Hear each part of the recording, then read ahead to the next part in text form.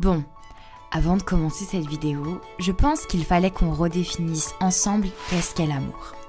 Il existe plusieurs définitions de l'amour, diverses et variées.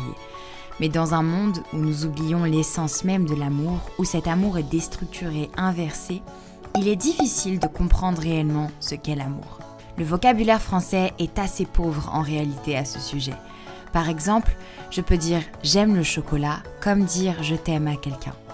Et comme vous le savez, le Nouveau Testament a été écrit en grec.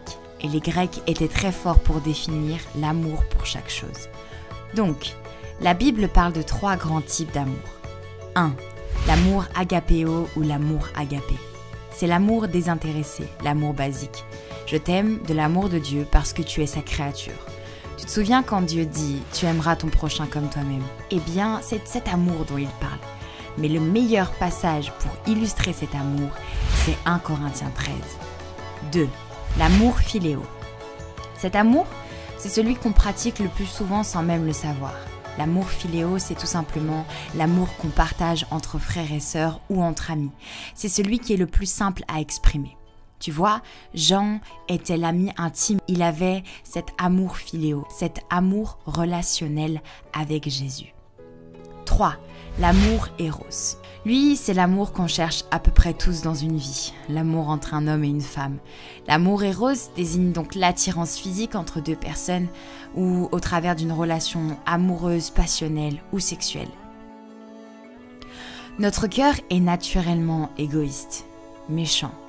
C'est ce que nous dit Jérémie 17, 9. Le cœur est tortueux par-dessus tout, il est méchant. Aimer, ce n'est pas rechercher son intérêt en premier, ce n'est pas satisfaire ses propres besoins non plus. L'amour, selon la parole de Dieu, va au-delà d'un sentiment, d'une émotion. Aimer est quelque chose qui coûte. Car Dieu a tant aimé le monde qu'il a donné son Fils unique. Ça a coûté à Dieu de nous aimer pour le pardon de nos péchés. Il a donné quelque chose pour cet amour. Alors me diras-tu peut-être comment aimer ? Je te répondrai. Tu dois naître de nouveau. Ce n'est pas avec la chair, mais avec l'esprit et l'amour de Dieu que tu parviendras à aimer, simplement aimer. Car celui qui n'aime pas n'a pas connu Dieu, car Dieu est amour. Hello tout le monde, j'espère que vous allez bien. Bienvenue dans cette nouvelle vidéo. J'espère que vous avez aimé l'introduction. Je dois vous faire un aveu, c'est qu'elle m'a pris beaucoup plus de temps que je ne pensais.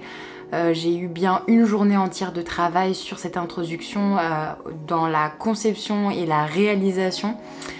Mais il me semblait important pour cette vidéo de rappeler finalement qu'est-ce que c'était l'amour et puis d'apporter un petit peu de fraîcheur par rapport à d'habitude. Je vais aborder ce thème qui est sérieux et important mais sous forme de discussion. Imaginez que vous discutez avec votre sœur ou avec votre meilleur ami qui pourrait vous donner quelques conseils et vous apporter un petit peu plus de recul sur certaines situations que vous pouvez vivre. Franchement, personnellement, autant que je me souvienne, j'ai toujours été déçue dans mes relations. Je sais pas si vous aussi c'est pareil, mais je m'investissais beaucoup trop par rapport à ce que je recevais en retour. Et même des fois, le fait d'aimer certaines personnes était malsain parce que je ne les aimais pas juste parce que je les aime ou parce que j'éprouve de bons sentiments à leur égard, mais j'aimais ce qu'ils m'apportaient et j'aimais qu'ils m'aiment. C'est très révélateur, on est beaucoup finalement à être comme ça.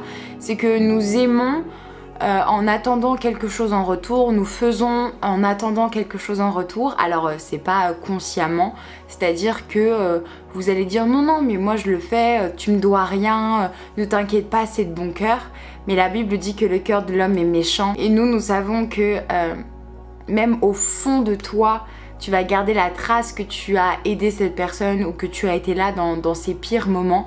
Et quand toi par exemple tu traverseras des périodes compliquées où tu auras besoin d'aide, eh bien tu attendras à ce que cette personne soit aussi là pour toi, puisse aussi t'aider.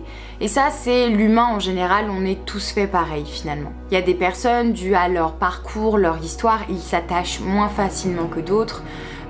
Certains ont plus de facilité à mettre la distance entre les uns et les autres. Mais on va dire que 90 ou 95% même des gens réfléchissent de cette manière. Et en réfléchissant comme ça, finalement, on est toujours déçu. C'est un peu comme une maison. On prend une assurance, par exemple incendie, parce que on imagine le pire. On sait que on vit dans cette maison, on veut pas que cette maison elle brûle, on veut pas du tout que il se passe quelque chose de mauvais dans cette maison, mais on va prendre une assurance incendie, une assurance vol, une assurance casse, peu importe, on va prendre une assurance.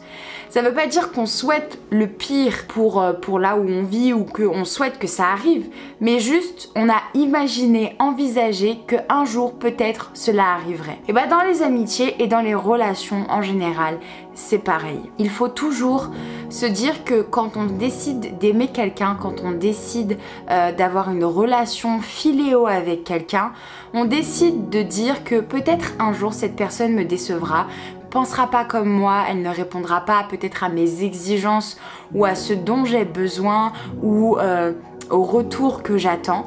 Mais je prends le risque et je décide, c'est une décision de dire que si je suis amie avec cette personne, oui peut-être qu'un jour ça finira mal, peut-être qu'un jour cette personne me décevra encore une fois. Mais je décide quand même d'être amie et d'avoir une relation avec cette personne. En imaginant ce qui pourrait arriver de pire, vous protégez votre cœur et vous n'avez plus pas cette fameuse chute de dire je suis tombée des nues, je ne comprends pas ce qui arrive, je n'avais jamais imaginé qu'il puisse se passer ça, et finalement vous protégez votre cœur.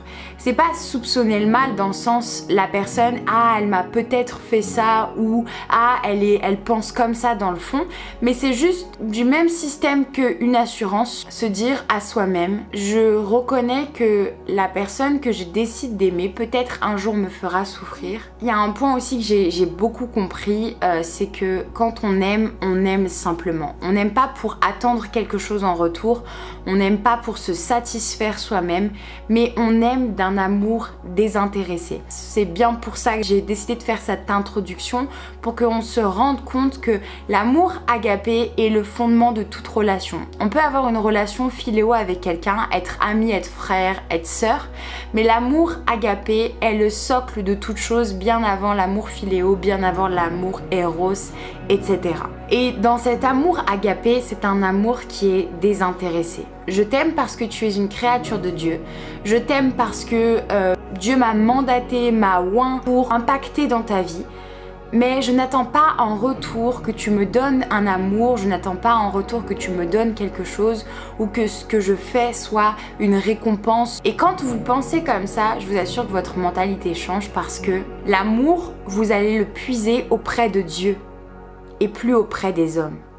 Vous n'attendez rien des hommes parce que vous savez que l'homme est de toute façon faible et que peut-être, voire probablement un jour, des actions ou une situation arrivera et cet homme ne pourra pas combler ce que vous attendez parce que c'est un homme.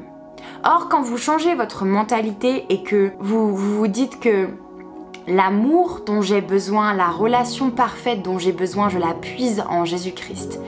Je vais auprès du Père et dans l'intimité du Père, dans la prière et dans la lecture de la parole, je reçois l'amour qui m'est nécessaire. Et je fais que distribuer et déverser ça auprès de mes frères et sœurs, auprès de mon prochain, auprès de mon mari ou de ma femme, peu importe. Votre regard et votre vision changent. Vous ne pouvez pas être déçu par quelque chose à laquelle vous vous êtes préparé. Et vous ne pouvez pas attendre un amour incommensurable, inconditionnel de quelqu'un qui ne pourra jamais vous le donner, puisque seul Dieu peut donner cet amour. Vous pourrez parfois être en désaccord, et ça même en tant que chrétien, vous pourrez parfois être en désaccord au niveau de la culture, au niveau de la Bible, au niveau même de la vision du ministère. Alors ce qui est important, c'est de toujours placer Dieu en premier, et ensuite d'aimer son prochain. Jésus sur terre aimait ses disciples, il les appelait ses amis. Mais Jésus il savait que Pierre le renierait. Pourtant, il a fait de Pierre la pierre sur laquelle il a bâti son église. Jésus savait que ses disciples hommes ne seraient pas là jusqu'à la fin. Il savait toutes ces choses. Et ça devrait nous encourager parce que comme Jésus peut-être a vécu des trahisons, des abandons, peut-être que Jésus a vécu les choses et ça devrait nous encourager, mes frères et sœurs, parce que comme Jésus a vécu des trahisons, des abandons, des discordes parfois, des incompréhensions, eh bien nous pouvons nous confier en lui. Et comme il a vécu ces choses, il nous comprend mieux que personne. C'est lui et seulement lui qui nous transformera et qui changera notre vision et notre façon de comprendre les choses afin que nous puissions aimer sans rien en retour. Que le Seigneur vous bénisse, il y aurait tant à dire sur ce sujet, mais c'était juste un petit partage parce que je voulais juste partager ces petites choses avec vous, parce que ces petites choses sont devenues des grandes choses dans ma vie et c'est ces choses qui ont permis que plus jamais mon cœur ne soit détruit par un homme. Le Seigneur vous fortifie et vous encourage.